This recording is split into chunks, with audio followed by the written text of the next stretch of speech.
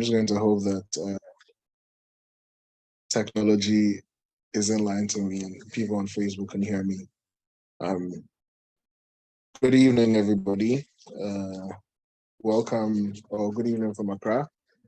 I'm trying to see if this goes beyond Accra. Hopefully it does, because we're trying to start an entire revolution. And to be nice to know that, the world is with us and not just the people of Ghana. Great. My name is Joy Boy, and I'll be your host for today. We're going to continue from last week. Last week we had a space held on Twitter talking about the economy and the health sector and the things that are going wrong in these two places. The economy as an overview, and then the health sector in particular. This week, we're going to continue that trend. What we are trying to do, this is Julorbi Radio. What we're trying to do is we're trying to educate as many people as possible about the things that we can be doing better in this country. The point of this education, and the point of speaking about these things, or like highlighting the issues and the rot that exists in these different sectors, is to first create an understanding of what exactly is wrong, where it is going wrong, and then how best we can fix it. It's also to like engage the imaginations of the everyday Ghanaian, so that we don't think that where we are is because there's no other place we can be, or we can start to like envision a much better country for all of us, or progress that includes everybody's development and not just enriching a few people. Great. So I shall begin by explaining why we're on Zoom today and not not on Twitter. This protest started off on Twitter and on grounds, and it's been mostly on Twitter that people have focused the protest on. But we're trying to expand to different social media, just to get a larger make a larger group of Ghanaians aware of what's going on and or what we are fighting for. Also, it's been hard to set up a Twitter space, because whenever we set up an account to, organize this weekly educational, shall I call it a podcast or audio thing, people are quick to report the account. And when I say people, yes, we are speaking about the enemy, the very people that we are fighting, the people in power. You're quick to report the account and make it almost impossible for us to actually have access to spaces. So I'd like to see them report this. I've just been joined by Zubaida, who is going to be my co-host for this evening. I don't know if you can hear me, Zubaida, but I just saw you join. Yeah, I can hear you. Great. So I'm just about to go through the introduction, and then we shall proceed. I'll give you a rundown of how it's going to go today, okay? Okay. Great. Right, so from a nation that first gained independence in 1957, Ghana has been successfully plunged into a never-ending cycle of debt. We're currently in 2023, and we have gone to the IMF yet again for a bailout. This is the 17th time since 1957 that we've done that. And you can ask yourself, why do we have to constantly go back to the IMF for a bailout? And the reality is this: Ghana as a country is a small country with a lot of resources, with good planning and with visionary leaders and morally upright leaders. We shouldn't be consistently going back to the IMF for a bailout. We can literally handle our own affairs. Unfortunately for us, we don't have the morally upright leadership that we need, we so desperately need. Our leaders are morally bankrupt. It's as simple as that. Last year, the government owed $63 billion, not only to foreign creditors, but to homegrown lenders as well. We owe in our home, and we owe people who are outside our homes. And because of this, everything is at risk. We're talking about pension funds, banks are at risk, insurance companies, because the reason that people loan money to the government is because the government is 100% sure to pay back. The government is supposed to be a safe investment. If you want to make more riskier investments, you loan to private companies or to individuals. But if you want a safe investment, you loan money to the government pays back. This is done everywhere in the world until Ghana decided that no, they can't pay back. So right now, our pension funds, our banks, our investments in banks, everything is at risk because of this particular situation. The situation is so unusual that the IMF had to make settling domestic debts a criteria for bailout in late 2022. This is the first time such a thing has happened. And Ghana is supposed to be a model to other African governments, and yet this is where we find ourselves. We are currently defaulting on billions of dollars owed to foreign lenders. We've done that as of December last year. And yeah, we are here again. Now, we are seeing in real time just how bad things are. We are seeing just how all of this, the terrible economy that we find ourselves in is affecting everything. And so last week we spoke about the healthcare sector. To do a brief recap, what we spoke about was problems that exist in the healthcare sector. And one of the main challenges was money. The NHIS is supposed to be properly funded because in the formal sector, whenever our taxes are deducted, there's a particular percentage that's contributed to the NHIS. Whenever you buy anything, there's an NHIL, which is the levy, the NHIS levy, attached to the VAT that you pay. So we generate quite a lot of money that's supposed to go to the NHIS. Unfortunately, it doesn't go to the NHIS. Last year, only 6% of the amounts that we generated, well over, I think, 2 billion Ghana cedis. Only 6% of that went to the NHIS. And so now you have a situation where people have to pay, despite this national health insurance scheme. The nation is supposed to pay for most of the reasons we go to the hospital. But because there's no money, because the government misappropriates that money, we have to pay. We have to pay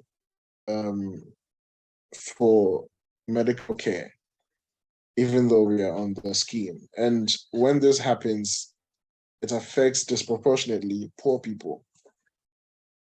And the hospitals also have to make money in order to survive, generate income in order to survive. So they don't even rely on the NHIS payments. They charge you, or they tell you that they can't give you what it is you're looking for until you're willing to pay. We spoke about all of this last week. And so this week will be a little bit different. We're going to talk about roads. People misunderstand the importance of roads, and I'm guessing it's because we live in Ghana that we feel like a road is supposed to be a gift, or the government feels like a road is supposed to be a gift to its people. Roads connect people, they connect the country. If you have a road running from the northern part of Ghana all the way to the south, it means that whatever is grown in the northern part of Ghana can be sold in the south, or whatever is grown in the south can be sold in the north. And so roads are very important for development. They're hands down one of the most basic things that you need in a country in order to progress or develop in the way that we claim, that the government claims that they want for us citizens. And yet, time and time again, Ghanaians have to hit the roads, hit the streets, or lack of streets, to protest just how terrible these roads are. Why is it this way? Why is it that we are constantly paying for the longest time? We were paying road tolls until one day the government decided to scrap it because of the e-levy. Whenever we buy fuel, we pay taxes that are supposed to go to the development of our roads, maintenance and development of our roads, and yet our roads are in terrible condition. I was in Prestia, which is in the western part of Ghana, most of September, and came back recently, and I can tell you, there was a point when I was moving from Bogoso to Prestia that I had to suspend myself in the car because the road was so terrible that I was feeling every jolt in my hip, my bones. So I had to like hold on. I had to hold on to different things in the car just to suspend myself so that I wouldn't feel it as bad. And I was in a good car too. It wasn't a terrible car. I also had to like hold my laptop in the air because because of how bad the road was. I was afraid that by the time I got to Pistia, I'd have cracks on my screen, or I would have some issues. And true to that, actually am facing issues with my laptop, but we'll survive. This government is taking away my ability to even fend for my feed myself. That's my laptop. Anyway, so we're going to discuss roads today. We're going to talk about different things, aspects of how roads come into being and why, the situation is the way it is currently. But before I do so, a few people have sent stories or spoken about the roads that their experiences with some of the roads in Ghana. And so I think we can hear that before we begin.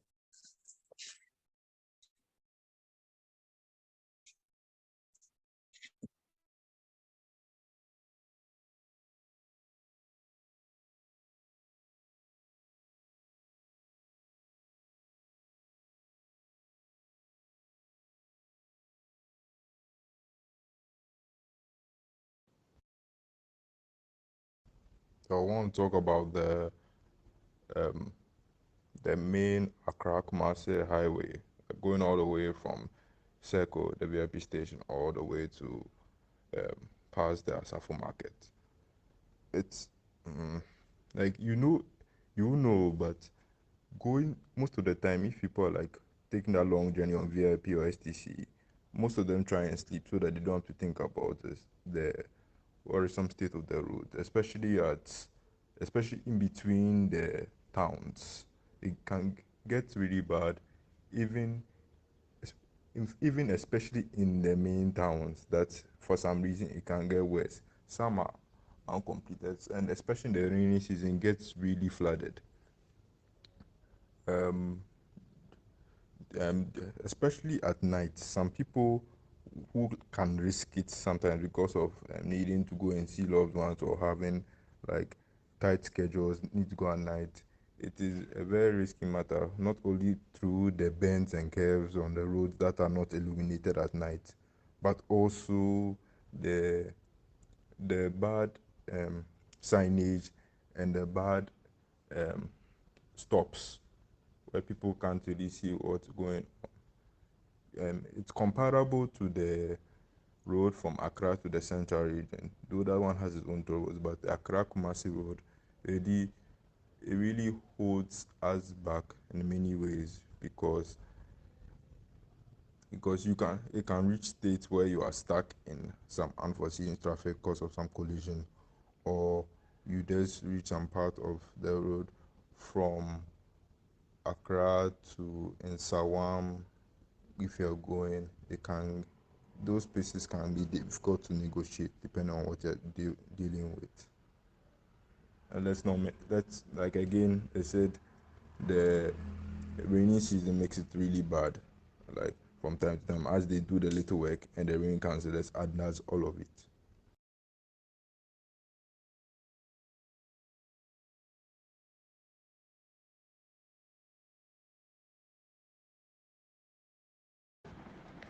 The Junction Mall Road is so terrible. It's been over a year of construction and now it's stopped completely. So we're stuck with this mess they've made. I don't know what they were trying to do with this overpassing, with this expansion. Like, the roads were bad already, like between Junction Mall, Nungwa, and Teshi, those roads were bad already.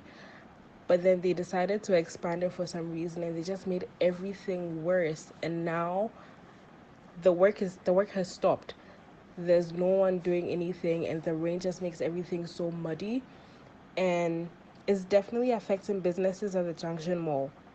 Even in our house, we used to go there every few weeks to do household shopping, and now we stretch it out. Sometimes my dad would just go to the Accra Mall instead because the inconvenience of going there, and it is so bad. It is so bad, and there's no end in sight because clearly either they've run out of money or whatever.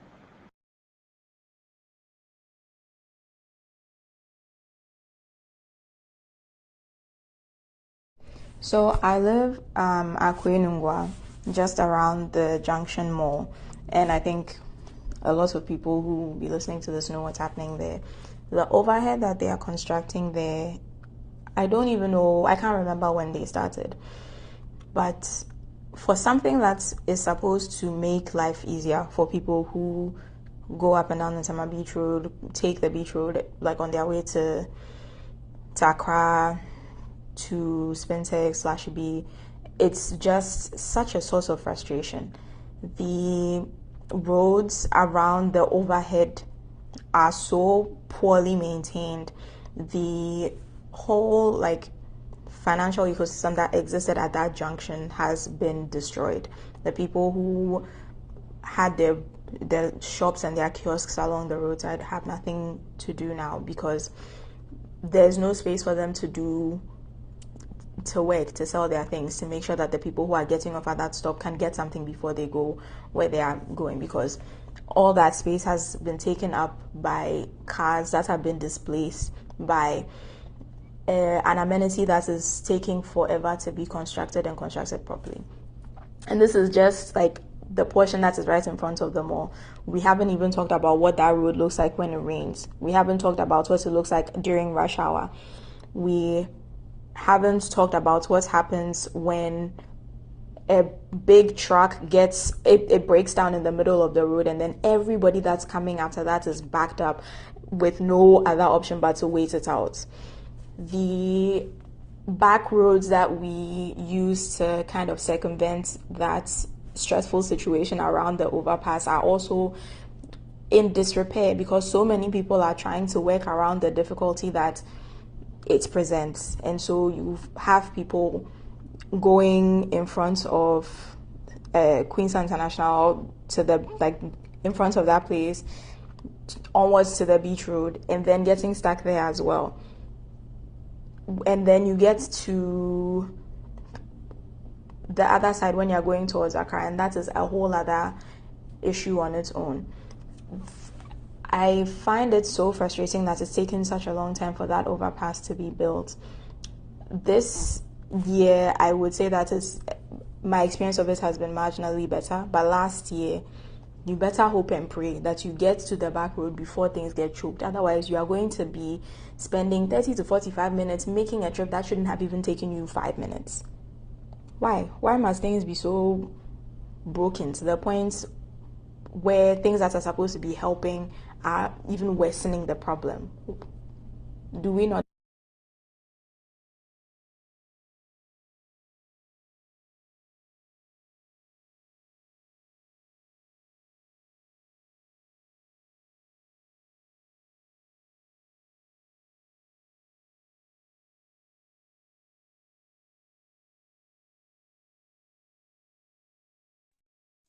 Great.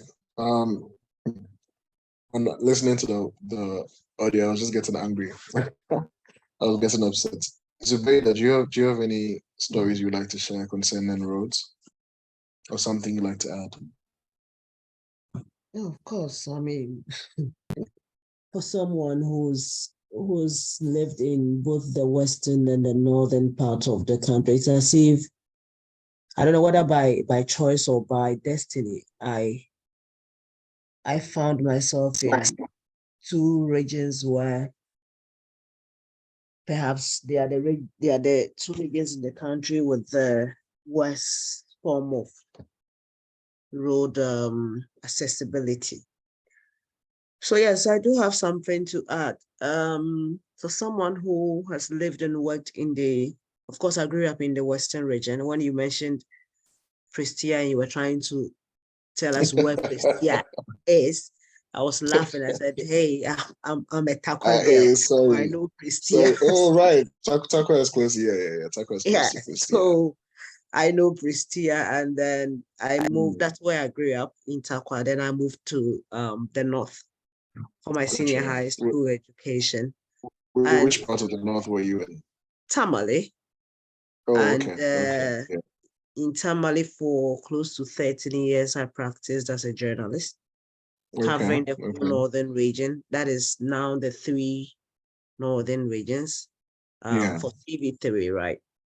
And so covering, all these regions, these 3 regions in the north, meant that I had to travel to every corner of the former northern region. That included both Savannah and the northeast regions. Yeah. And trust me, till now, we have this situation where when you travel to some part of the northern region, okay, so for instance, you're going to Tripoli, right? Yeah. And then you are not, mind you, Tripoli is the district capital. And so you have communities in Tripoli. So for someone, for instance, we heard of some of the outbreak of conflict, right? Yeah. Ethnic conflict and chieftaincy issues. And I covered all these conflicts actually.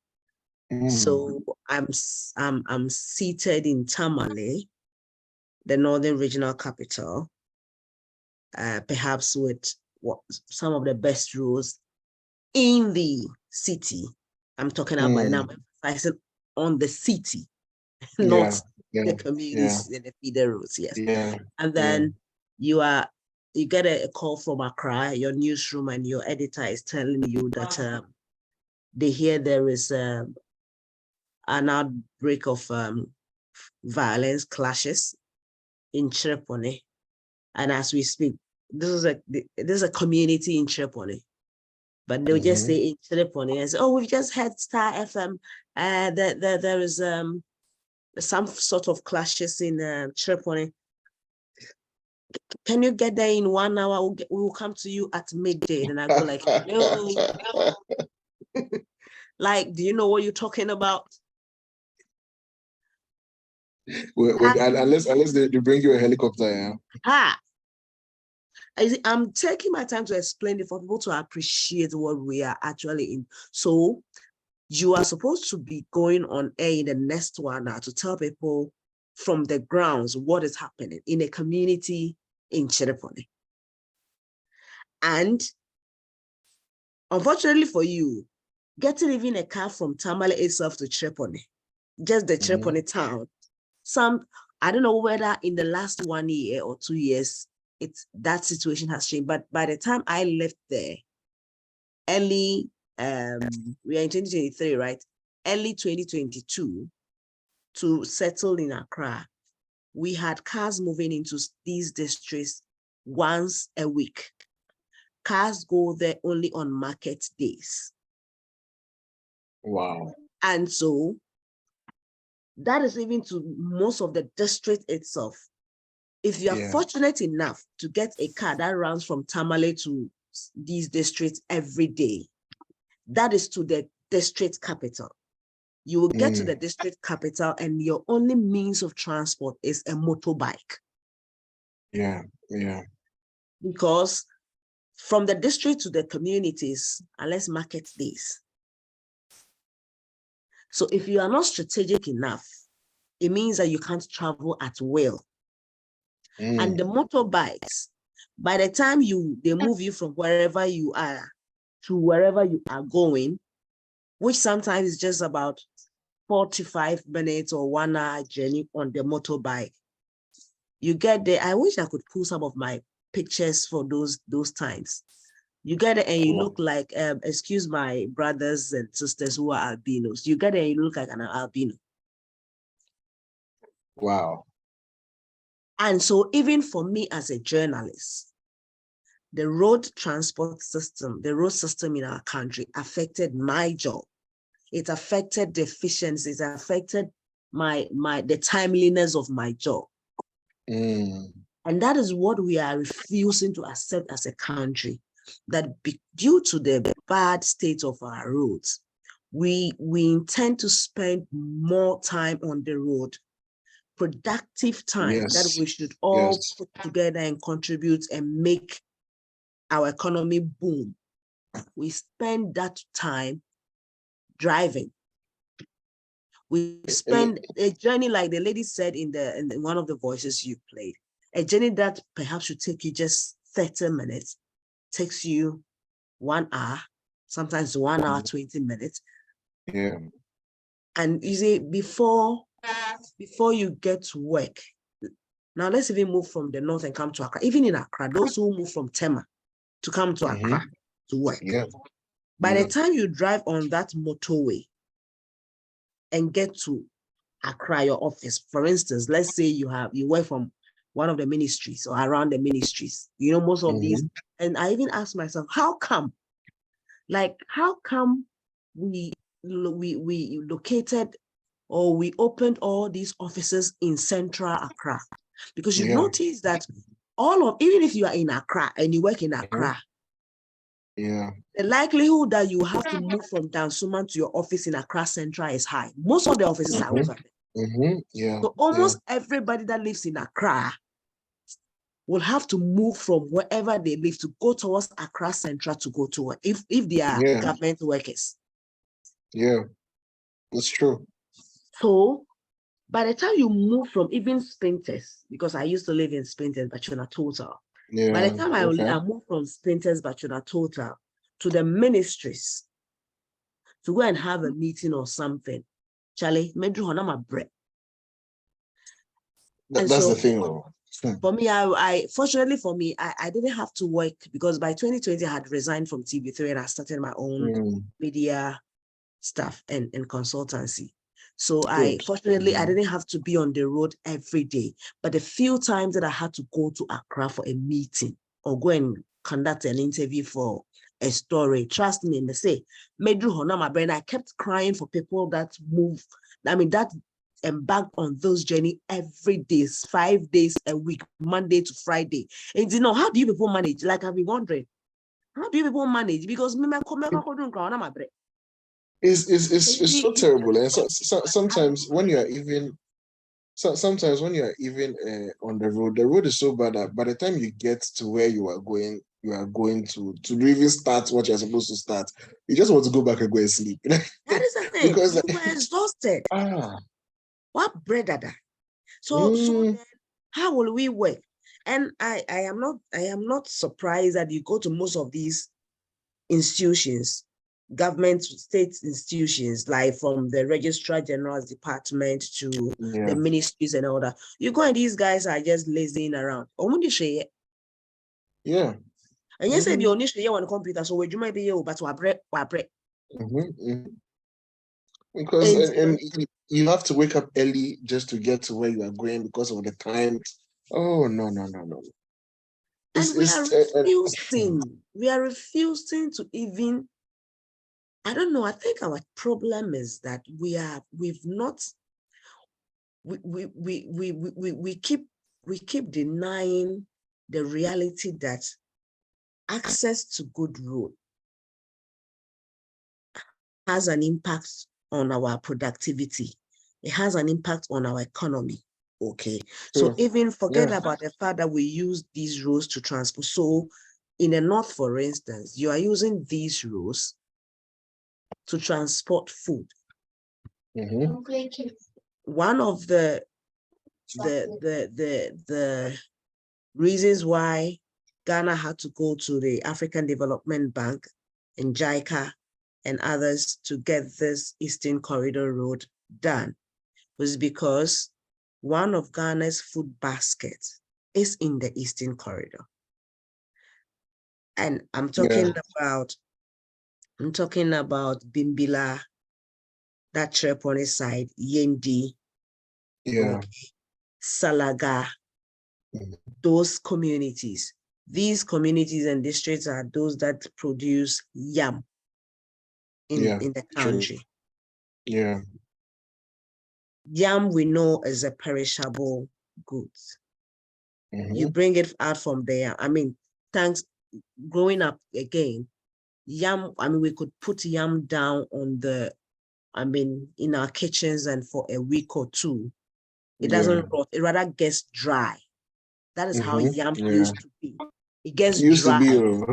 I'm happy you're saying when you are even good, when you are now ready to eat and you are peeling and you don't take time, you cut yourself with a knife because it becomes so dry that it becomes even difficult to peel it and boil. But right now, thanks to the excessive use of fertilizers and pesticides and blah, blah, blah, put the yam down, in the next 3 days, it is rotten. And so for such commodity, heavily coming from the Eastern Corridor, which is the food basket of the country, we needed a road, a good road to connect these communities to market. And that is what the Eastern Corridor, the government of Ghana under Mahama went to aid African Development Bank to get funding for the Eastern Corridor. It started, we all celebrated. Hey, Eastern Corridor Road, the portions that have been done, I tell you, that is our next motorway. The portions that have been completed. Now, when you are driving on the completed portion, you know that you are driving on roads like on the road. And we have decided to leave the rest to rot. Change of government. It's so interesting. It is hanging around. We haven't completed that. We have our foodstuffs going bad. We have watermelons. When things get expensive, and we got over watermelon. The page kitwa fiabi. Yes, 20 cedis. They say me. Obi am free still more than better watermelon. I had 20 cedis and my bottom. In the idea, I mean to be cry watermelon. We am a because I'm imagining how I can buy watermelon back home at 5 cedis. The whole one. And I come and buy it. Why is it 20 cedis in Accra? It is 20 cedis in Accra because they have to transport it from the north and bring it. And the cost of the transportation is high. The cost of the transportation is high because the driver is going to tell you, say, the road he used to go onto the farm to bring the watermelon even to the district capital for other cars to even pick Krayasim. And you know, the real cost of that watermelon on the farm is about 2 Ghana cedis. About 20 cedis. To the point, it's so expensive to the point that sometimes farmers even leave that on the farm to rot because it doesn't make sense to how much they have to pay just to transport the stuff. Oh yes, we are in the cities complaining it's expensive. Government is taking money to do the roads, and then we are still here. And we are paying taxes for our roads. We are paying taxes. Apart from the monies that have been borrowed to construct roads, we still pay taxes to take care of our roads. And the thing about this protest that has it makes me sad is that when you speak to people who are protesting or when you speak to Ghanaians, you realize that we don't even want a lot to.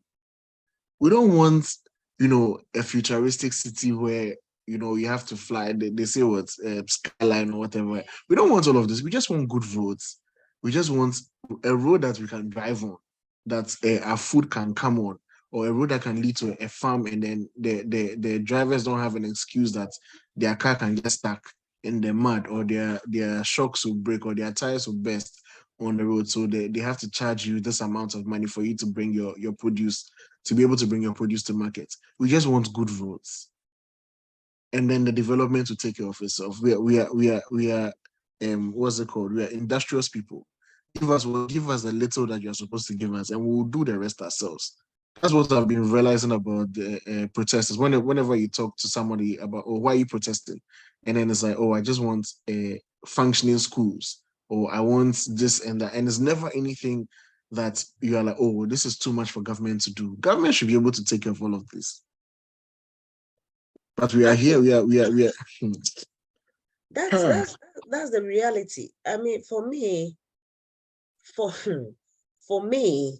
I think I've gotten to a place in my life where I just tell people that, look, I won't bother my head over anything again. I'll do what I can do at my level, okay, and just pray that nothing goes wrong.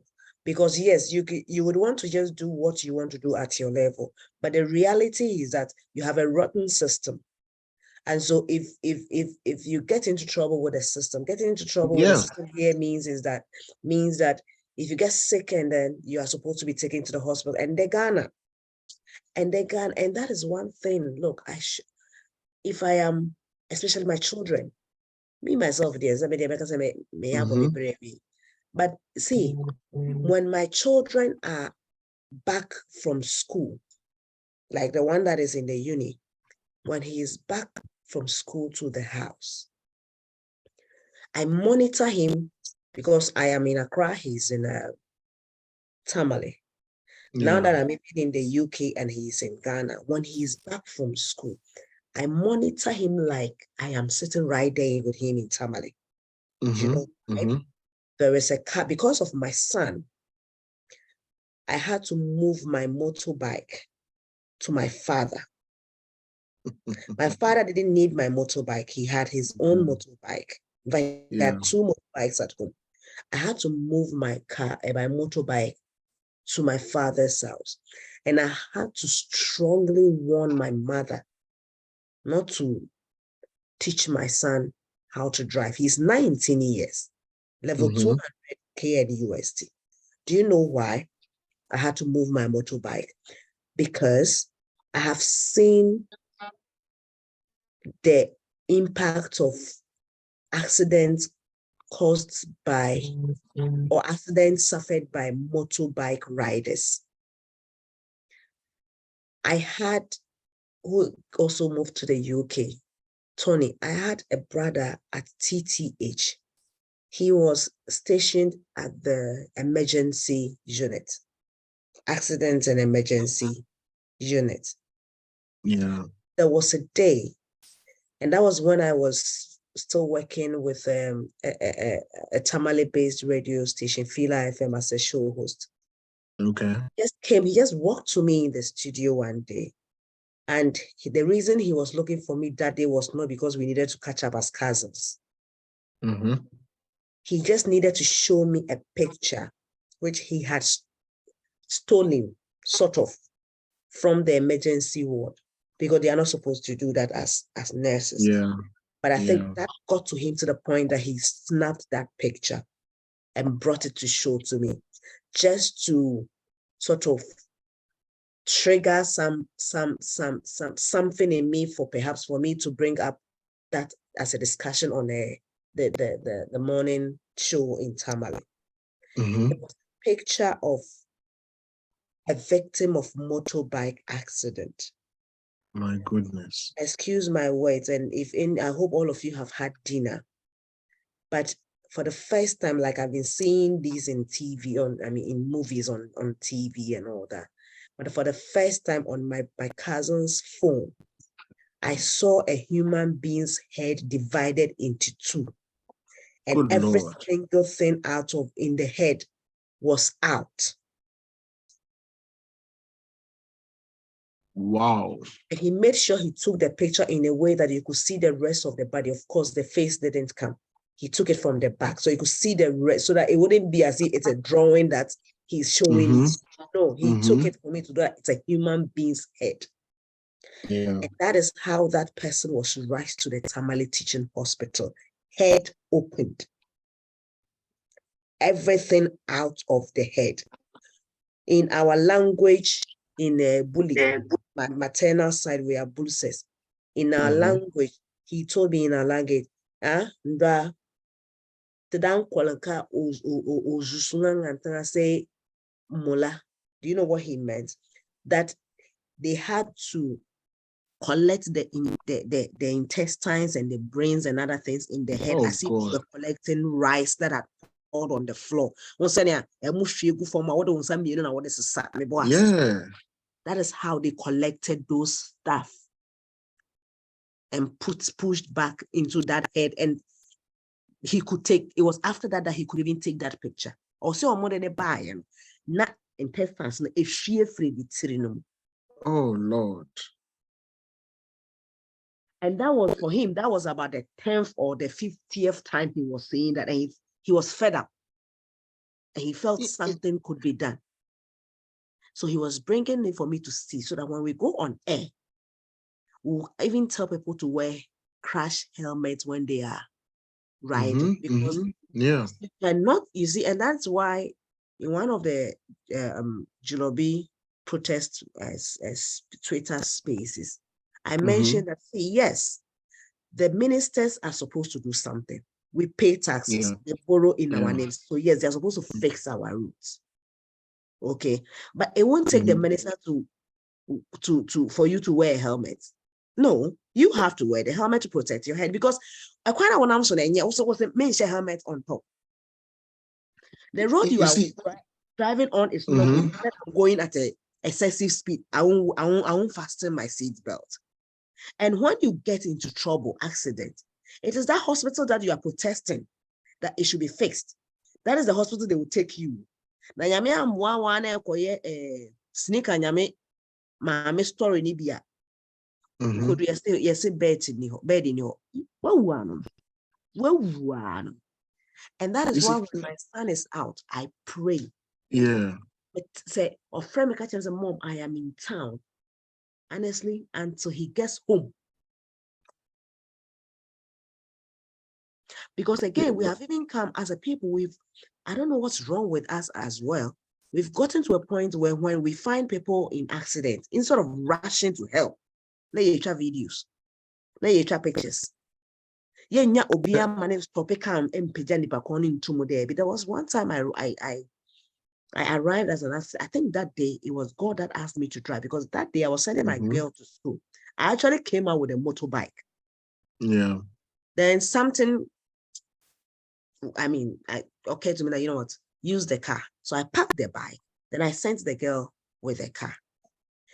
When I was returning home, I didn't use my usual road. Somehow, I don't know what I was looking for on that road. I just decided to use another road to the house. I got there.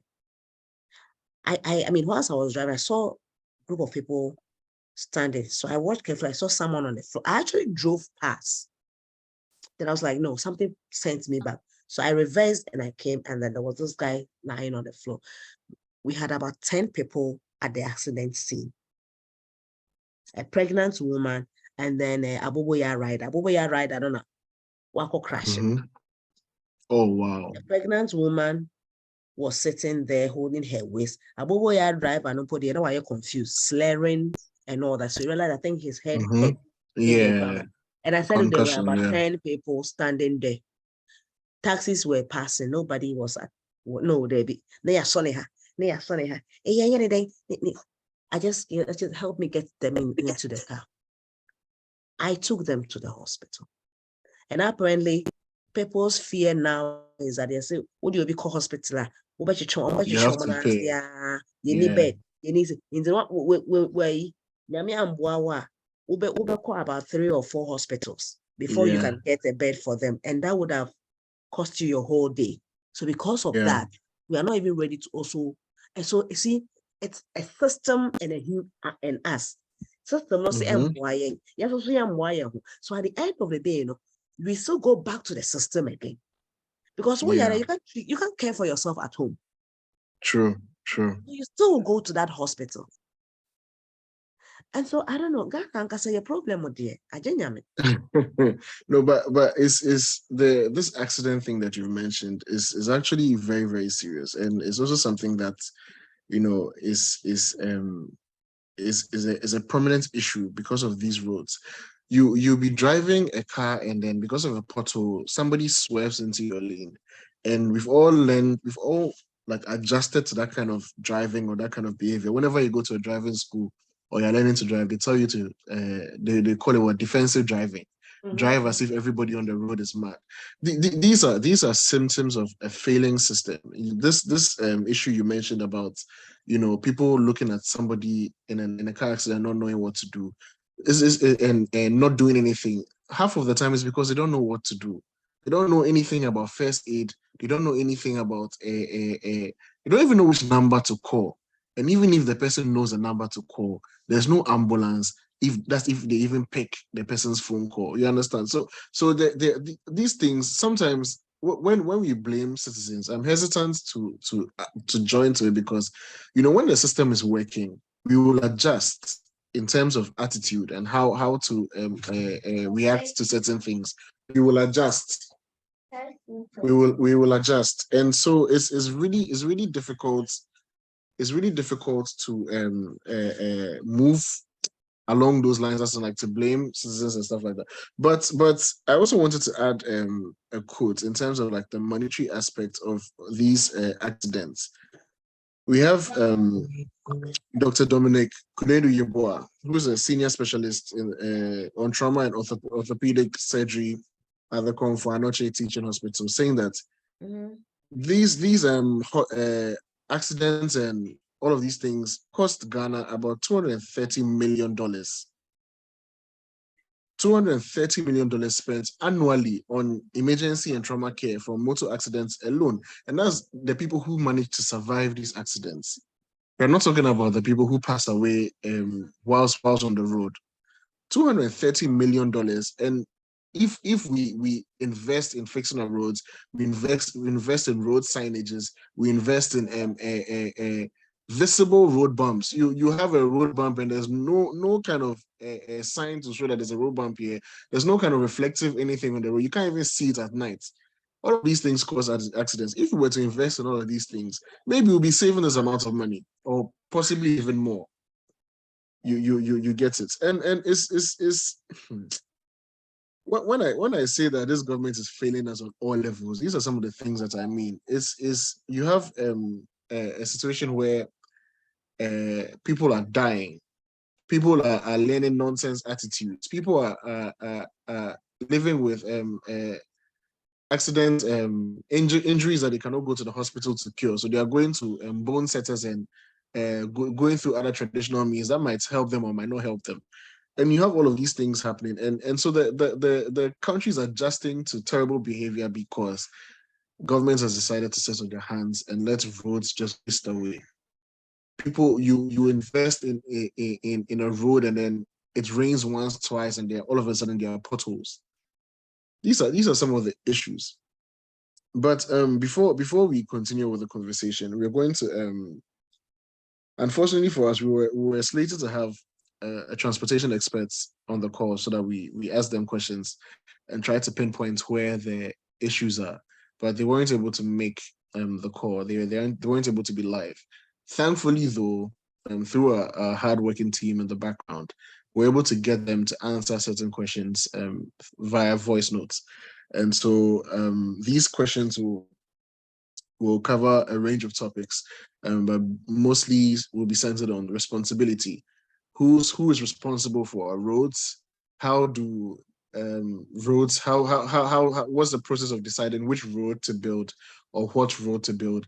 How are the investments made? Where did they get the money from? What's the MP's role in all of this? And why is it that they're constantly promising roads and they're not delivering on this? So we'll listen to these voice notes by resident experts, and then we'll take it from there. Okay, so I will start from here. Why do our roads never last? Simple answer. It's because of design issues, construction issues, and supervision issues. Right from design stage, we have to cut corners because normally the price that the engineers come out with, i.e. the total lifespan cost, is always high. And don't forget that road infrastructure is quite expensive. So we always go to the donor agency to be able to fund it. So the amount we get is not enough to fund the road. So we go back to the drawing board to take some element of the work out. And normally what they take out is drainage system. So they take away the drainage, they'll ask the engineer to, reduce his design standard just to fit into the budget.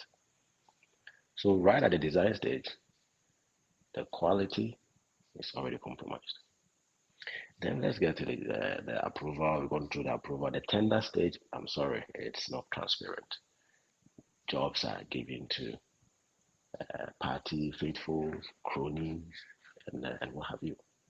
So it's not based on merit that they award the jobs.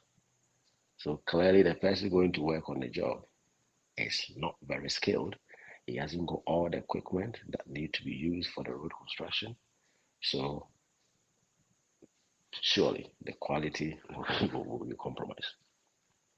At the construction stage, the engineers from their respective agencies, if it's a highway or urban roads, they also get compromised along the way.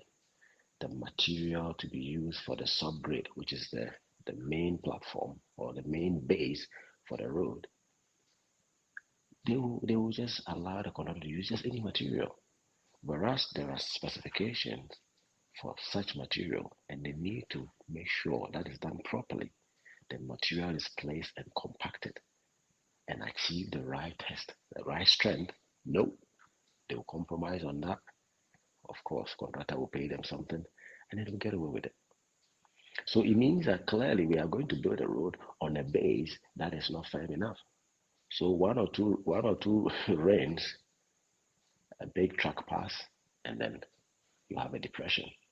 Depression would develop into a pothole. That is the beginning of it. So now to the maintenance of the road. What it means is that clearly most of this defect happens after the defect liability period. For a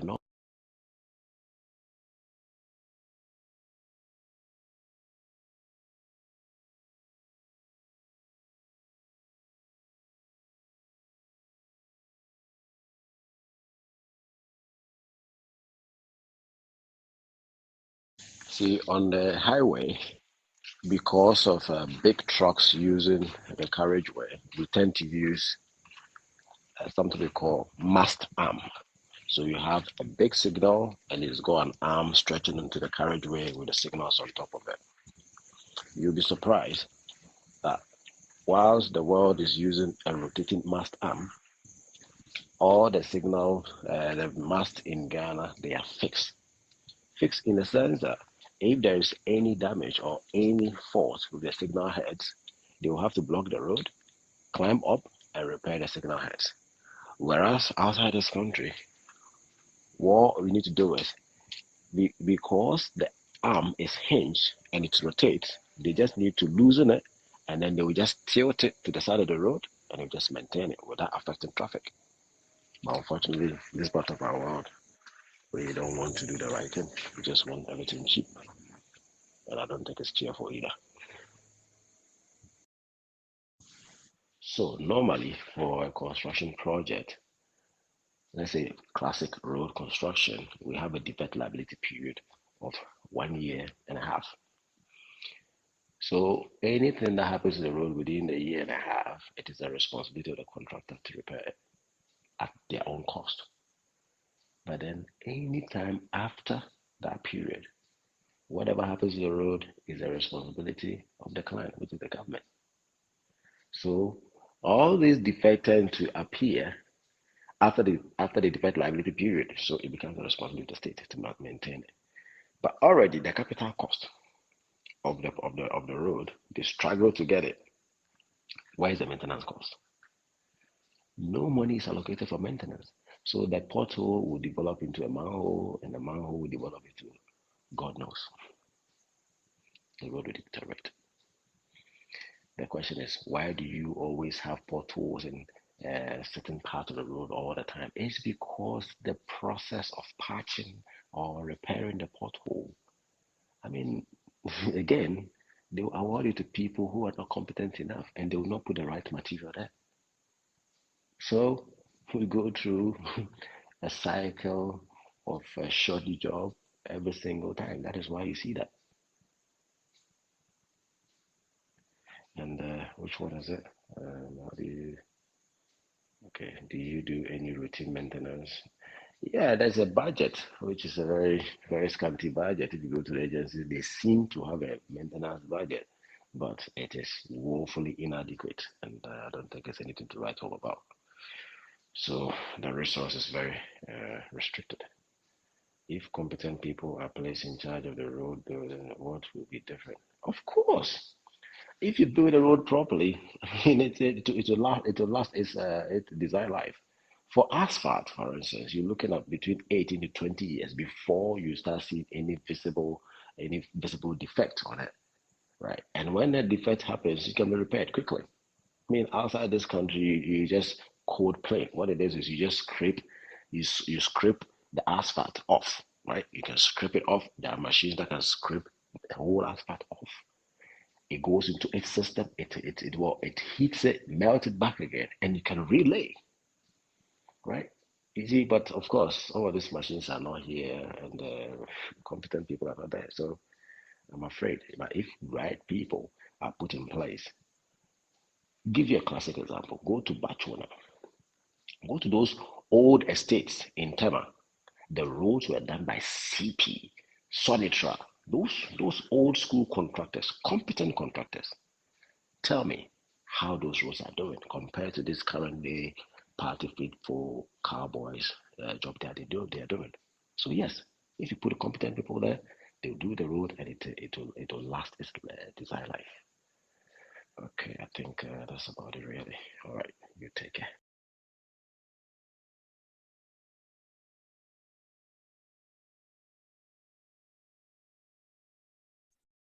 Sorry.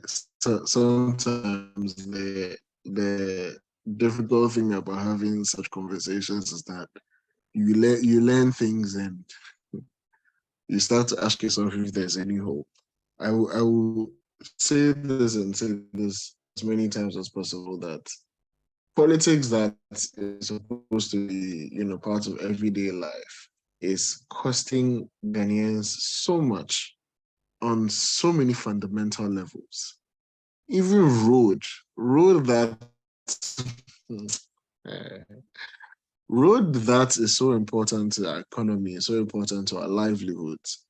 They've added partisan politics to it, give out contracts to party faithfuls. It is true. I mean, like this isn't something that this isn't like a conspiracy theory or anything. We see it. We see just how bad the roads are. We see that they do the road election year during the year for election, and then they have to do it again the next election year, as if the point of the road is to just create wealth for particular people. Like you're in charge of this road in perpetuity every 4 years. Make sure that you don't do it so well that you don't get money. It's like our road contractors are iPhone, like Apple, or planned obsolescence. Oh my goodness. Yeah. Anyway, so that the person who just spoke is a transportation expert that we was slated to be present on the panel today. Unfortunately, couldn't make it, but decided to contribute their quota to our education platform by sending voice notes instead. We're very grateful to them. Once again, we're listening to Julorbi Radio. I feel like I'm a radio host. I'm here with my co-host Zubeida. We also have Jerome on the platform, who will be speaking shortly. Jerome was on the first edition of Julorbi Radio. Unfortunately, due to challenges with technical difficulties, we weren't able to completely exhaust the topic that Jerome was slated to speak about. So we shall be doing a do-over, I guess, in the next couple of minutes.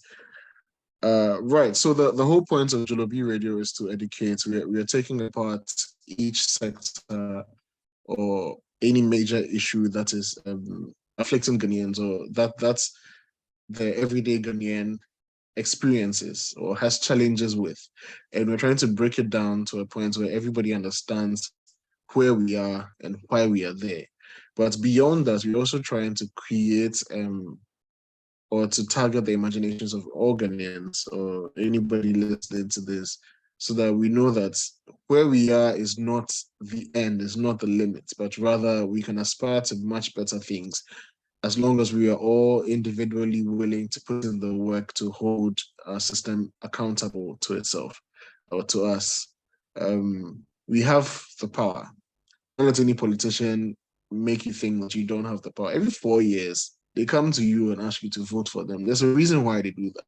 It's because they need your go ahead to be able to maintain or consolidate power. They cannot rig their way into office just like that. I mean, they can rig, but they cannot rig an entire election. They need you to still go out to vote. And we need to understand that our power exists beyond just voting every 4 years.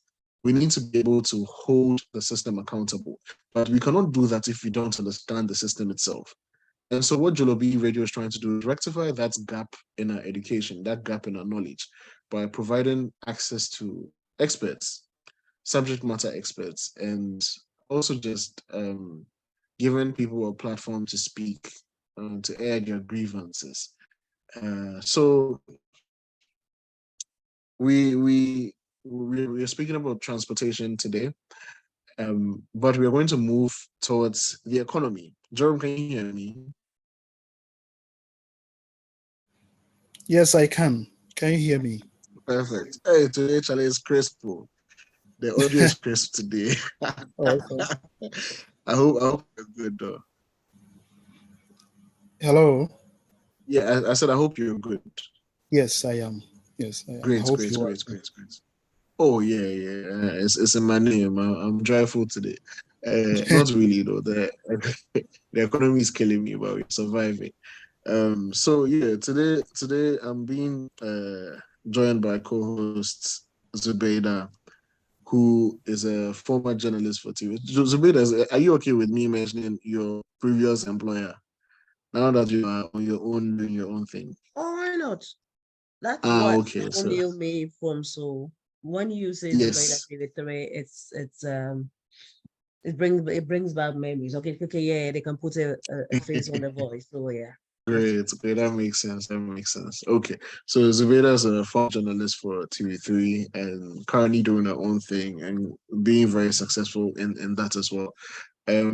Right. So Jerome, do you remember where we left off, or should I remind you? I'm very good at reminding people about things. I think you should remind me. Okay, that's fine. It's been a week anyway. So we were trying to get an overview of the economy, and by overview, I what we were distinctly talking about before you dropped off the call last week was why are we where we are in terms of the economy? And you had started talking about our borrowing and just giving like a Econs 101 or National Economics 101 class. And so I would like for you to do that again if that's within your capacity right now. Okay, so let me try to be as brief as possible. No problem. In explaining what is happening. So I want to take you back to 2009, I should think. We started commercial oil production. Things were looking good. We had about 3 years of single-digit inflation. We were the fastest growing economy. And in 2010 specifically, we adjusted our base year that is used in calculating our GDP. We simply estimated that the economy was 60% larger than we used to think it was. And Ghana became a middle-income country overnight, simply by an accounting adjustment. But all this optimism was based on the fact that we had started commercial production of oil, and so we could now take huge loans that would be guaranteed by the oil revenue we were expecting. And this has simply not played out as expected. The oil revenues have been nowhere near what we expected. The loans we took forced us into taking new loans to pay them off. And these are dollar loans. What is known as Euro bonds is simply borrowing in foreign currency on the international market. That means we are borrowing from private lenders who charge a high interest rate and they want their money back, unlike the pre-HIPC loans that we were borrowing from the World Bank and the IMF and bilateral partners who were very lenient in their payment terms. Now we are borrowing from real capitalists who want their pound of flesh. Yeah, sorry to cut you, Jerome. Two things. So first, you said the oil payments or the money we were supposed to get from oil didn't hit the mark that we expected it to hit. Do you have an understanding of what caused that?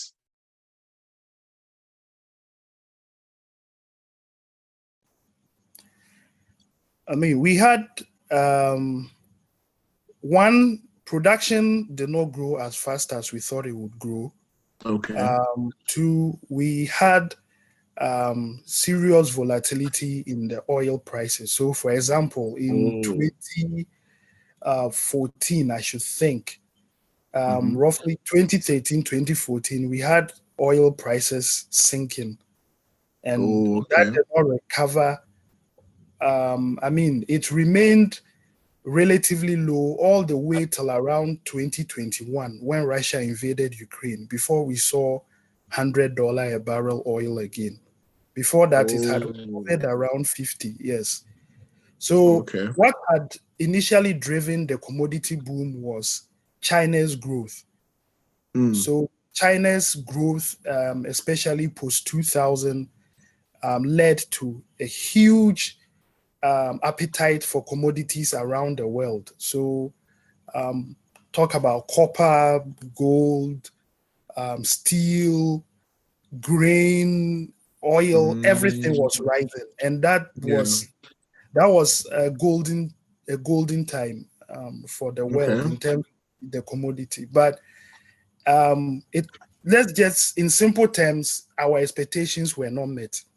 However, we had borrowed strongly against these expected revenues, and we had developed a habit of borrowing in dollars to try to maintain the exchange rate in order to make imports cheaper. So anytime we are purchasing our Netflix, or we are renewing the hosting on our website, or we are buying the latest iPhone, we are looking at the exchange rate, okay? And we want it to be low so that we will say, oh, the economy is good. I have a few CDs, I can buy an iPhone. And the government paid for this essentially by borrowing in dollars. Now, this was okay initially because after the great financial crisis, interest rates in the US was low. Their economy was not really growing. And so their central bank decided that they are going to keep interest rates as low as possible to encourage people to borrow. So US investors decided to come to other countries. They call them frontier markets. That means it's an undiscovered place. So a pension fund is in the US, and then an enterprising investor goes to tell them, oh, there's this backwater country called Ghana. Instead of putting your money in UST bills, that's earning you 0.5%, they are issuing Euro bonds paying 10%. And so the pension fund comes to stuff its money there. So we were getting cheap credit. And then can you give us a timeline, like when this starts, or like when did this really kick off? In what year were we, because you said earlier we were borrowing from companies that are lenient in terms of percentages or like interest, but then we started to borrow from more aggressive capitalist low what's it called, creditors. So can you give us an example of when, around which time did that pattern change? We when what we call the HIPIC loans, those that were written off, I think 2001, if I'm not mistaken. Yeah, those were to bilateral creditors. And apart from the written off loans, it also came with a lot of development assistance in terms of grants, which we were relying on all the way till 2007. When we went for our first Eurobond as a country, we borrowed about 750 million US dollars. Okay. Yes. And the great financial crisis in US started from 2007. So that was the time when the interest rates were really going down. So I think after 2007, we went again for a Eurobond around 2013, I should think. About 1 billion. And we kept going. Interest rates were still relatively low then. So we kept going. We developed a habit of going for $1 billion every January.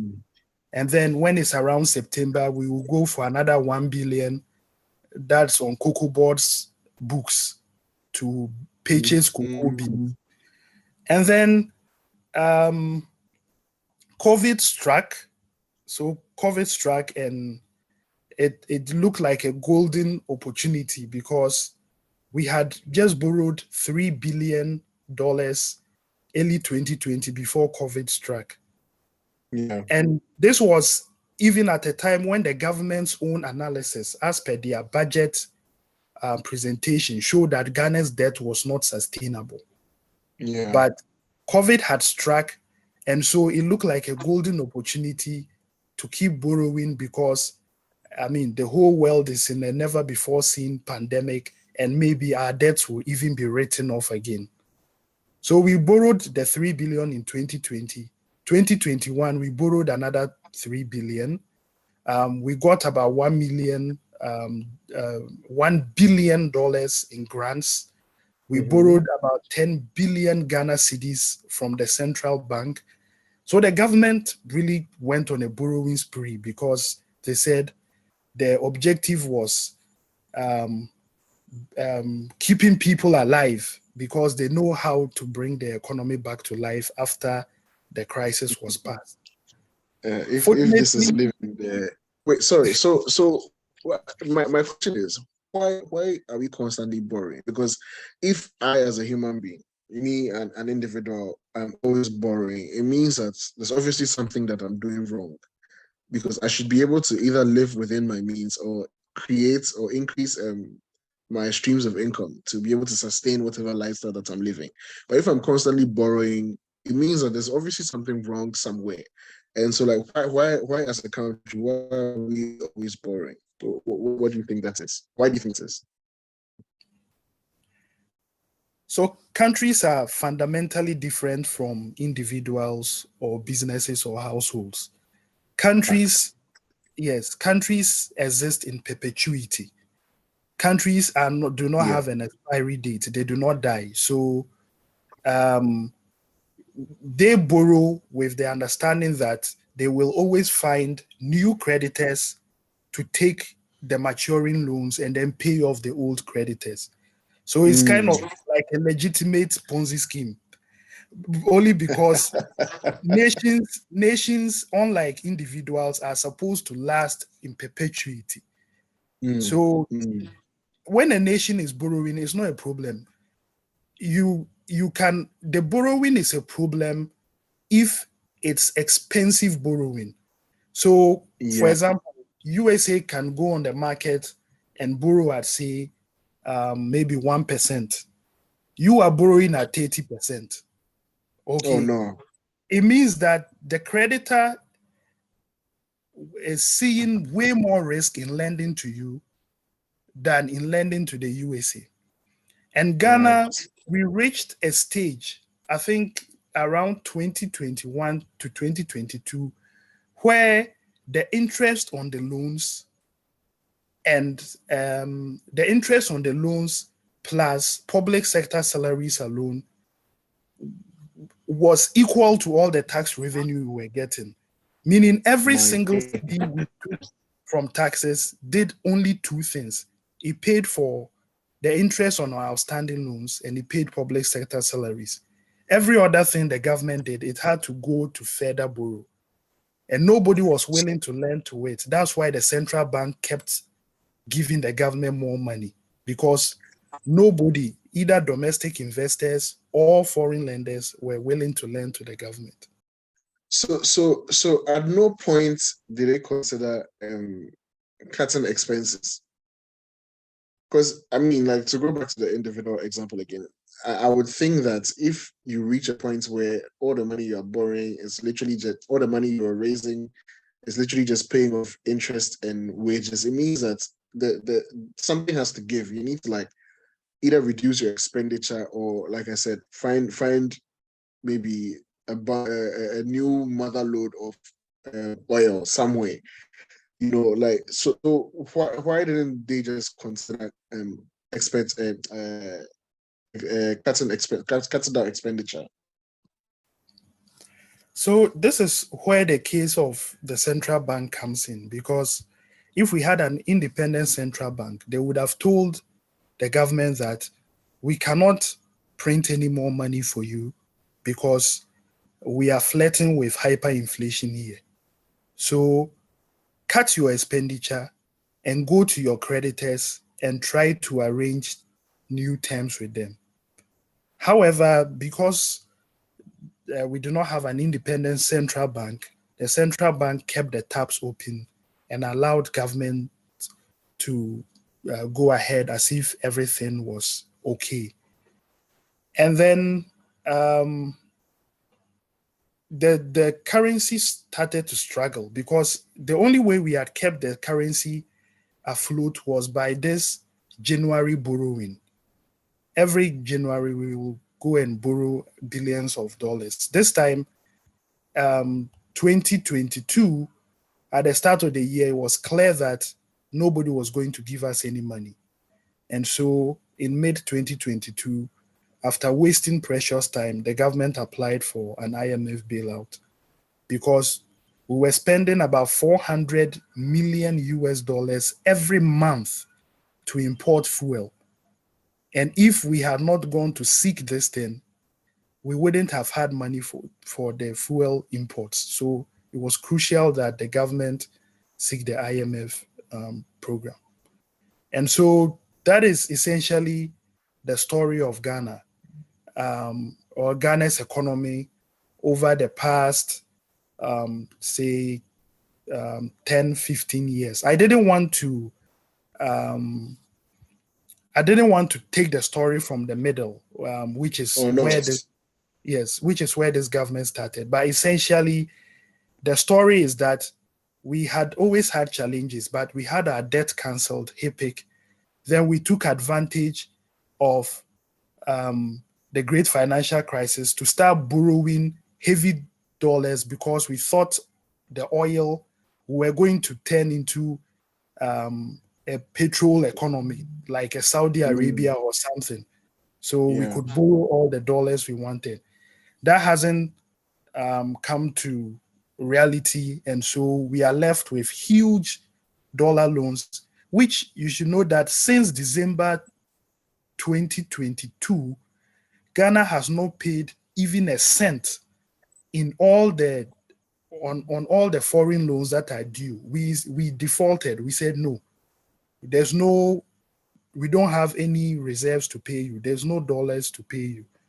So wherever you see the currency now, the cedi now, it does not reflect the true value of the cedi, because since December 2022, we have not paid a single cent of any loan, any dollar, any foreign loan we owe, whether it's to bilaterals, whether it's to multilateral organizations, or whether it's to private creditors.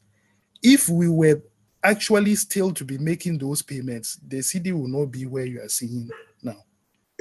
As in, it would be lower, is that what you're saying? Much low. We would. I don't even. Maybe we may not even have a cedi, because where Good would be Lord. the reserve to pay them? That makes sense. You mentioned something interesting about. You said if the BOG was to be independent, even though it's supposed to be independent on paper, if it was to be independent, they would have told governments that they can't print more money. So essentially, is there a threshold to how much money that the BOG can print or can give to government?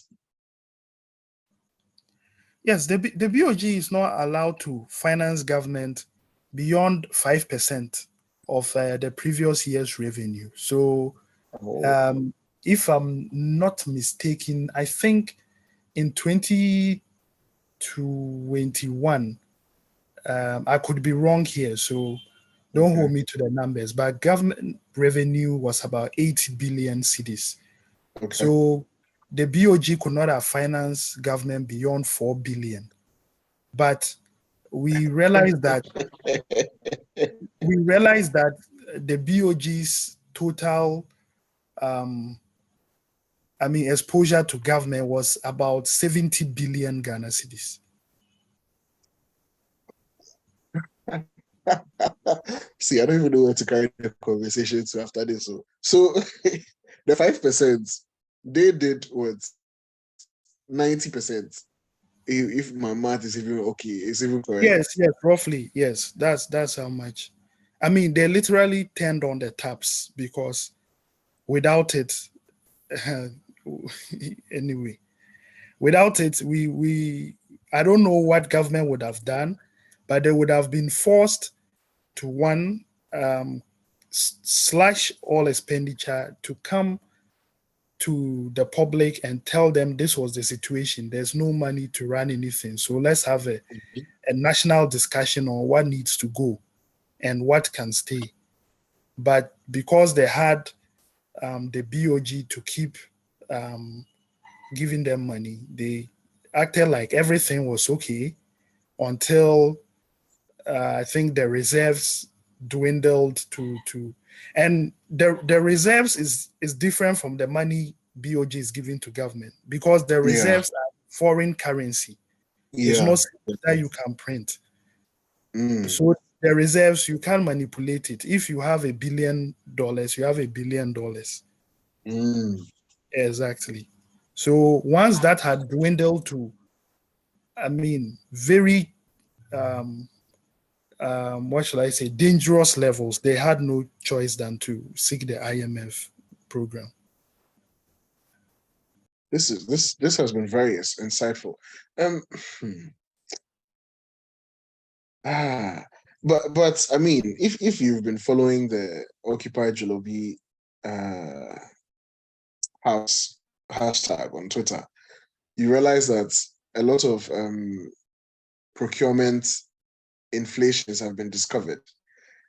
I'm curious. So we didn't have money to pay loans. We've essentially defaulted on all our loans, even home and abroad, I think. But we are able to find money to finance certain things. Like, so where does that money come from? That's the BOG's money, essentially. That's the one that they are printing. Yes, because okay. Please carry on. Please carry on. You're about to say something. I think we have, as a nation, and this may not be to this specific thing, but this is a general thing. I think as a nation, we need to have a national conversation on what it is we want our development model to look like. Because if you go back to post Second World War and the Korean War, the Koreans decided that, and I mean, you have to take in the context that the US was strongly behind South Korea. They wanted South Korea to succeed for Cold War purposes. But the Yeah. South Koreans decided that all this macroeconomic stability and independent central bank thing was for the birds. They wanted to industrialize, to build an industrial base to match up with Japan and the West. So they they selected specific entrepreneurs, financed them cheaply, okay, ensured that they built industrial capacity, they learned technology, okay, they made sure any partnership they signed with Western countries was about transferring the technology. They were not interested in assembling. They were interested in learning how to do the things themselves. And they did not care too much about inflation locally or interest rates or what. They saw a long-term plan that we want to industrialize. We'll take care of this inflation and other things later. So if Ghana, we want a model where we are deliberately trying to industrialize and we will forget about macroeconomic stability for now, then let us allocate the money to the things that are going to transform the economy.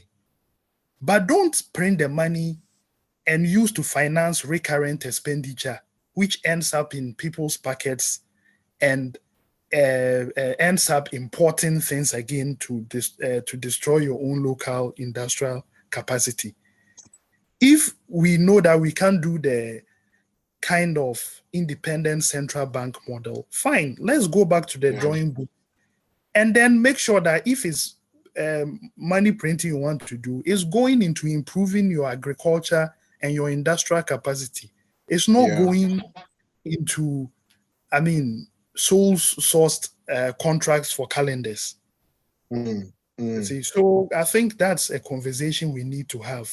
Let's stop the lack of clarity in terms of economic policy. Thank you very much, Jerome. This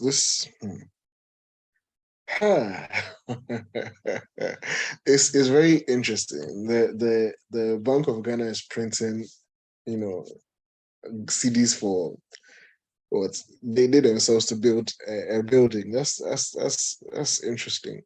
So if you've been listening to us, this is Julorbi Radio. We're trying to break down the things that are wrong with this country sector by sector, and you just listened to Jerome speak, who's a subject matter expert in terms of economic issues and also financial issues, I guess. So Jerome also has a blog that you can inform yourself, very frequently updated blog. I've promised to join him as a writer. I did that last week, but I haven't even mentioned it. But I'll see you in chambers, Jerome. We'll talk. So you can read Jerome's you can read Jerome's thoughts on cdtalk.com. Is .com, right? Yes, .com, cdtalk.com. Yeah, the cdtalk.com. He has quite very broken down layman terms what the economy is going through and what figures mean, when these people issue reports and stuff like Bank of Ghana and other agencies. Great. So I don't know if anybody would like to add something. Zubaida, would you like to say something?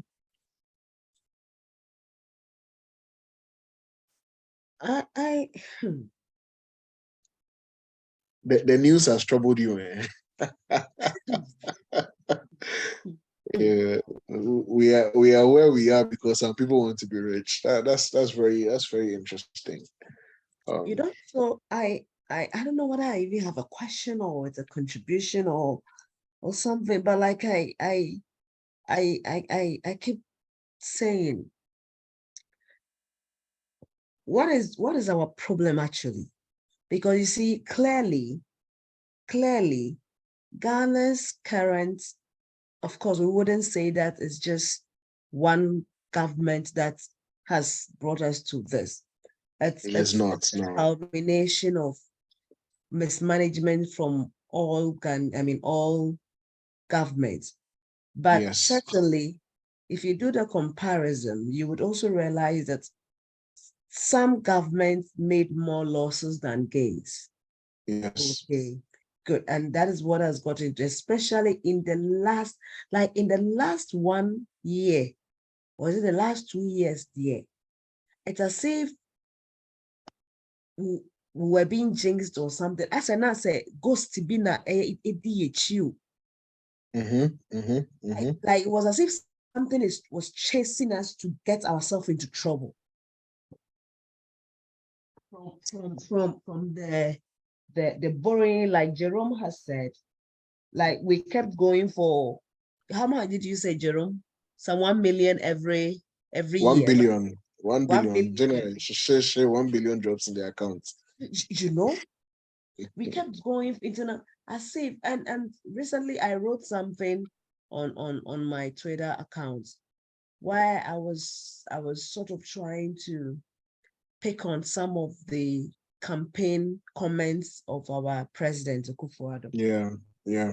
Trying to be like Jerome and trying to explain it to the lame man, so that next time, especially as we're getting into an election year next year, when people make comments on campaign platforms, perhaps we as people, we have to use a microscope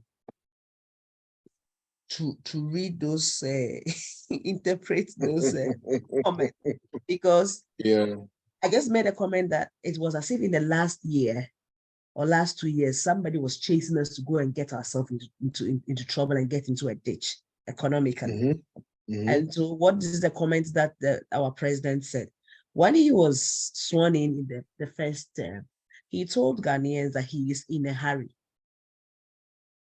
So on my Twitter handle, I wrote that, okay, the president told Ghanaians he was in a hurry. We misinterpreted his "I am in a hurry" to mean he was in a hurry to develop Ghana positively. Forget.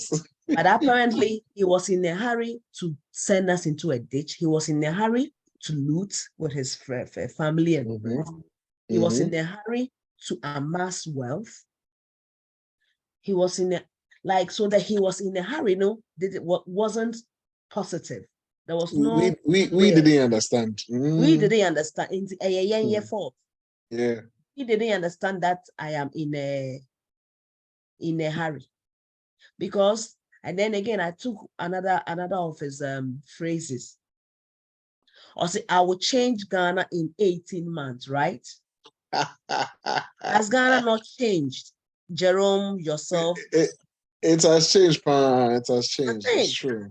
He said, I will change Ghana in 18 months. We didn't ask how, positively, negatively. We applauded, we cheered him. And it's the reason some of us voted for the NPP, because at that time we're all fed up with Mahama. Yes. We felt we needed a change. And me, I've never hidden it from anybody. That's, yes, I'm part of those that have caused this trouble for Ghana. But what I made sure I did not do was to repeat that mistake in 2020. 2020 in the voting self, I didn't go there. Yeah. Because sometimes I feel if I could turn back the hands of time and I could just go take out that my one vote, because then to win a presidential election, it's a 50 players there. Plus one. Yeah. So that one. Yes, maybe that one alone. What even gave him that? If I could just go back and take out that one, I would do it gladly. I mean, or with all happiness. But then in America, maybe we should ask questions. We should begin to pick on their campaign comments and ask. And again, it goes also to we the media. Me from Adams, I've always said that journalists in Ghana, media practitioners in Ghana, we are the cause of the problems in Ghana. 99.9% of the problems that we are facing in this country, it is us. I've never taken myself out because we don't ask the right questions. We live in a country where when the president is visiting regions and doing tours and going to radio stations, the president's staffers come to radio hosts and radio managers with their own set of questions. And so you see this host sitting in front of the president asking questions that go like, Sister Yana said, brother, are they open president? You can't name her. It's been given a set of questions to ask. The presidency brought their own set of questions. And so, and I don't know why we allow ourselves to be used that way. And we journalists, listen, Ghana media, we are the cause of the whole problem. The partisan politics that has taken into our system. The fact that we don't question the contrast Jerome mentioned. See, I have a friend. I mean, that is not about road, but I'm just trying to give us a practical example of how we secure contracts in this country. Perhaps Jerome would also have examples of the road side, the transport side. But this is a friend that owns a company that is into agric. Okay. I wouldn't want to mention the name of that's because not at all, yes, the company, because they'll be victimized in the ministries. Yeah. But can you believe that in the whole of West Africa, it is, you see, and that these are the kind of people we even have in the country, but we don't even appreciate them. The whole of West Africa, that company, which is owned by two Ghanaian young people, is the only company that has been licensed to do this thing that animal tracking, where I don't know whether you've walked around across some, especially under this planting, rearing for food and jobs. You see some animals with as much as one somebody. Stuff on their ears. Yes. So that is the only company in West Africa trained. They got their training in Brazil. They had a license to do that. And when government was going to start this rearing for food and jobs, they needed a form of tracking the animals, right? Because they give livestock to families. So they needed a form of tracking them. And so there was this call for, how do you call it, Jerome? Contract for all kinds of call for them. It's an expression of interest, or maybe a tender, open tender, So her company submitted a tender to the Ministry of Agric. 1 week, no news from Ministry of Agric. 1 month, no information. So she decides to go to the ministry to find out. I brought in a tender and blah, blah, blah. No heard from the ministry and all. Guess what the receptionist there told? Wow. Receptionist made him go see one of the secretaries. And guess what the person told her? What did it say? So you see, the ministers have been very busy. They've been running from one conference to the other. And so they've not really had time to review the tenders. And then, I mean, while saying that she draws her drawer and brings out this tender and shows to my friend. So yes, your tender is here, but then the ministers have not had time. There will be a board meeting and blah, blah, blah. And that is where they will discuss that. But then because they are busy, something has to pull them into that meeting for them to.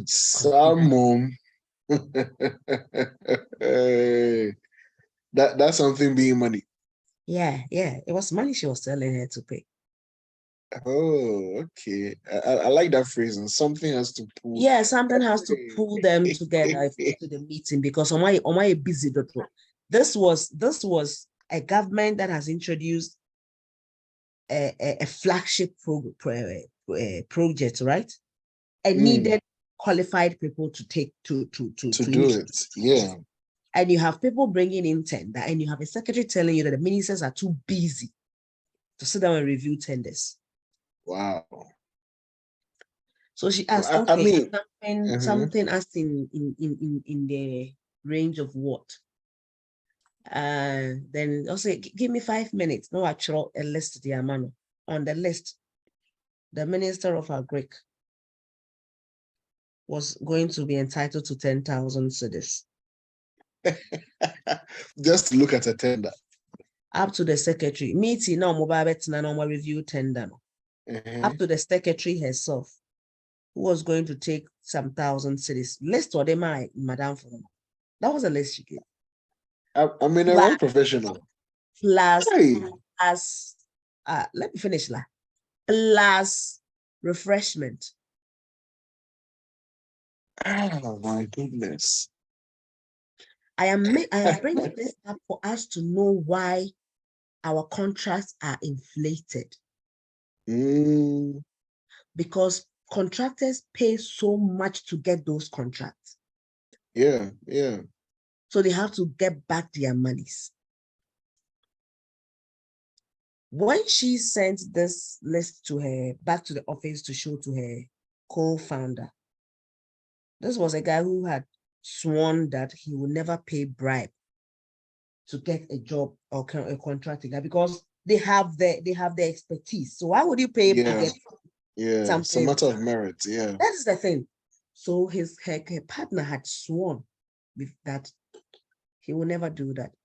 She said she simply dropped the paper in the office and they went about their usual business, doing private and individual stuff.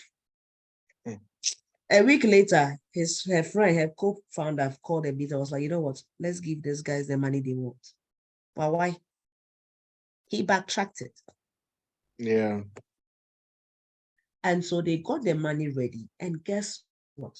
And that man, perhaps if this conversation goes on, he might know that particular minister. Well, he intervened, and so he might know the company. But it doesn't matter.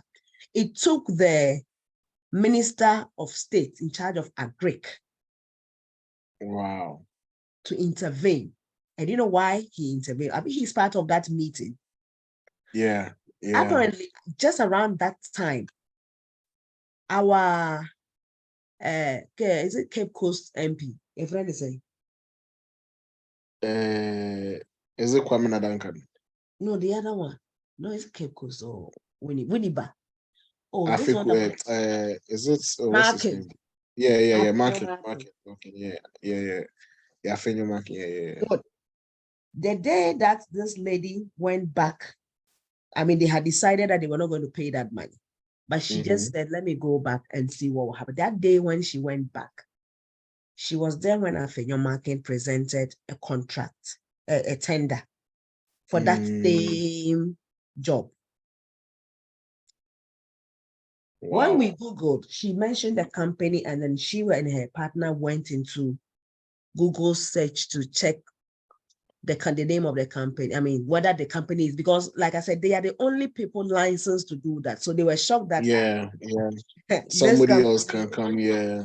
When they checked, the company had just been established just 1 month ago.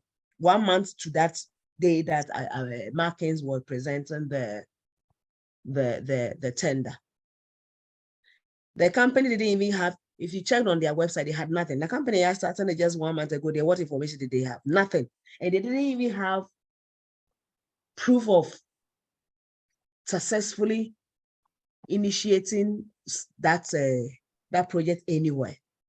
These guys had done that project in South Africa. They had done it in Zimbabwe, and they had it on their website. This other company that Market was using on that tender had nothing, no records to show.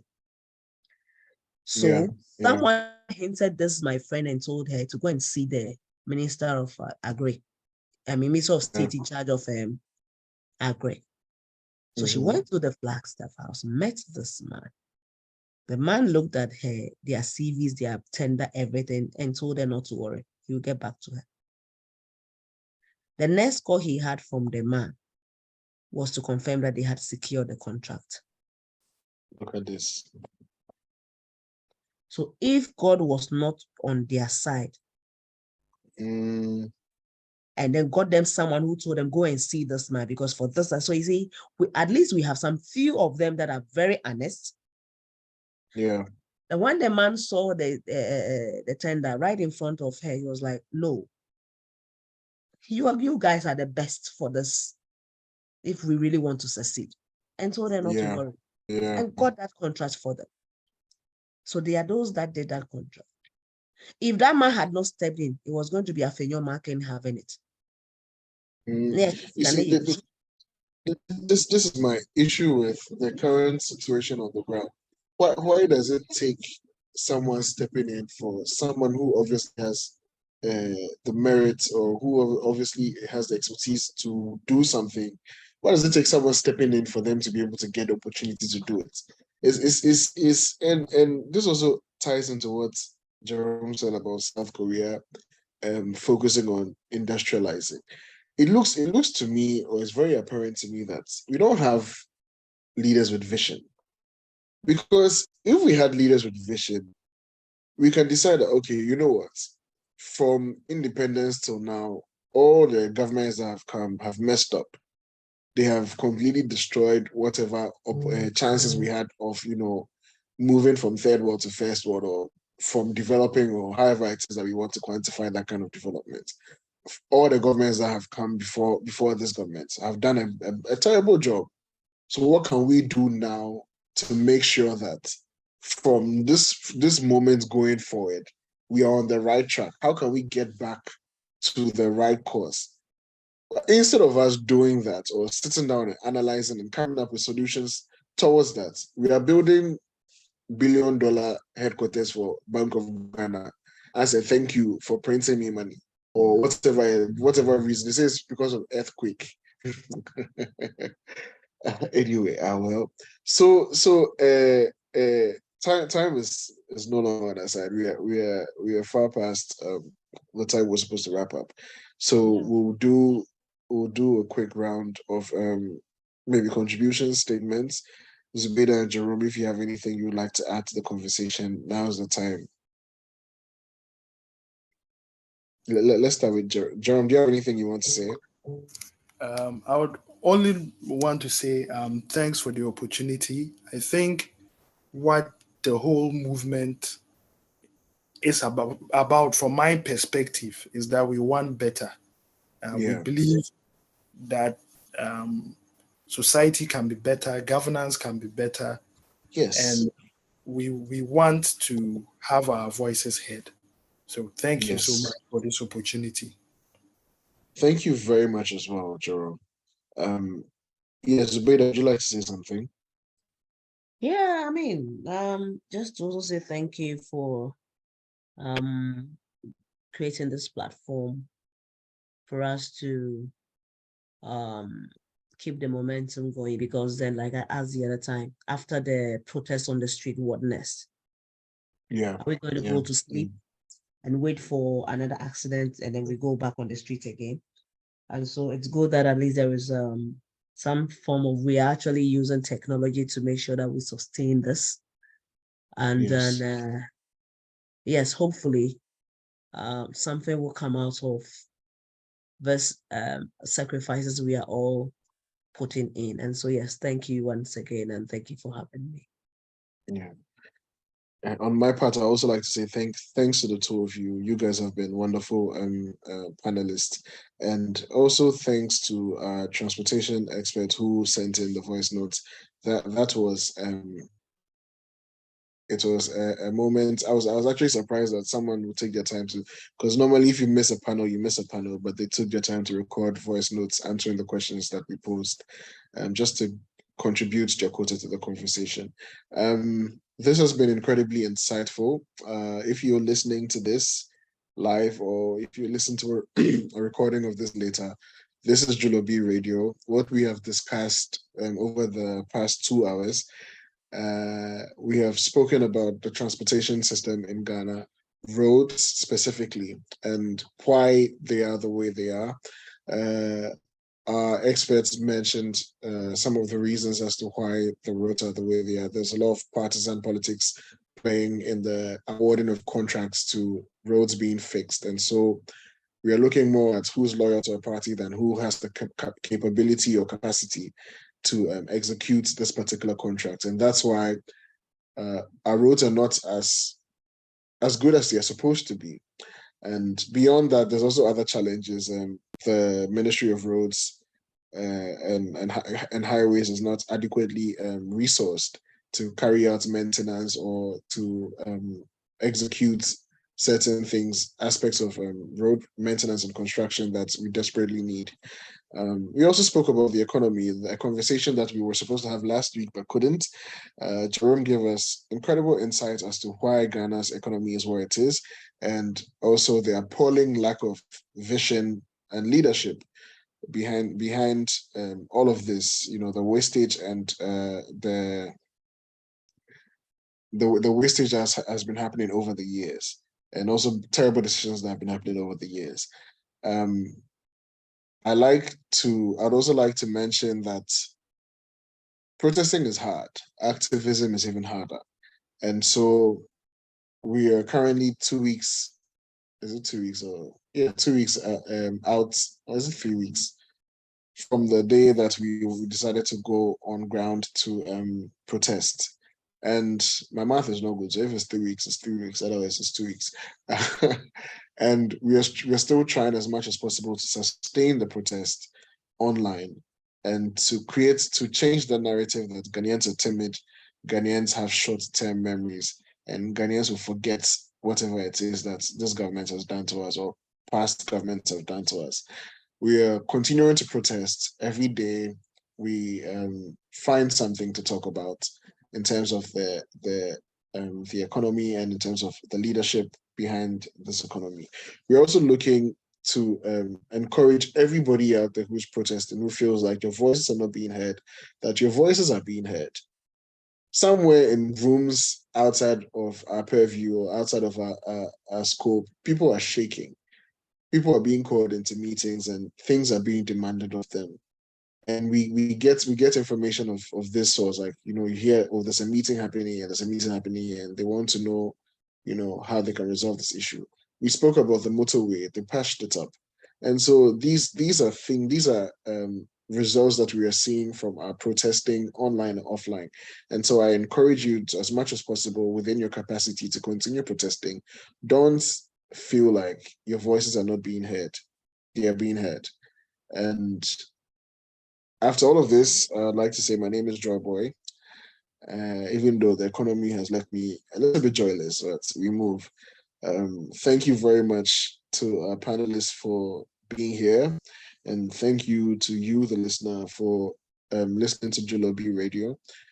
We hope that you've been educated, and we hope to see you present next week when we come back again. Have a good evening this evening in Accra. I don't know where you're listening from. Have a good evening or good afternoon or good day in general. Right, so I'm signing out at this moment. Bye, guys.